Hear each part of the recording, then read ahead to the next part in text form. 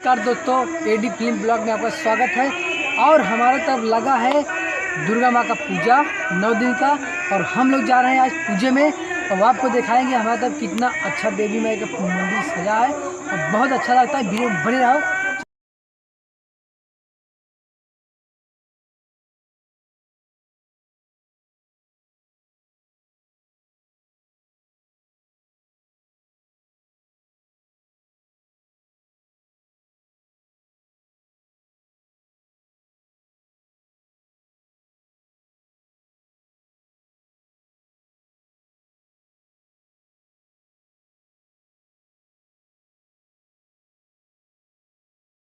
कहीं कभी जाना, प्रसाद के लिए रुके रहना। प्रसाद सबको जिसको न मिले प्रसाद वो मांग लेंगे, प्रसाद मांगने की कोई शर्म नहीं। और हाँ, जो हम बताए थे आपको 21 तारीख को यहाँ पे कुछ प्रोग्राम है, तो आप लोग भूलना मत। ज्यादा से ज्यादा तादाद में आप लोग आइएगा और हम लोग कलाकार को बुलाए हैं, आकर के आप लोग आनंद लीजिएगा और माता रानी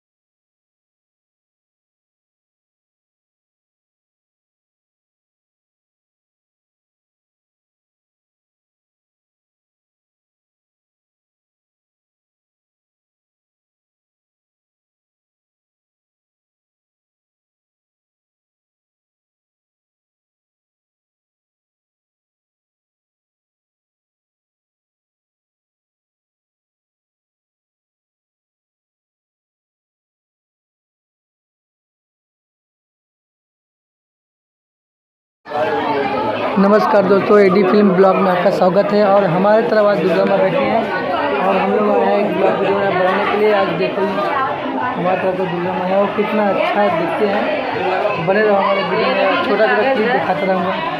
ठीक है दोस्तों, बने रहो।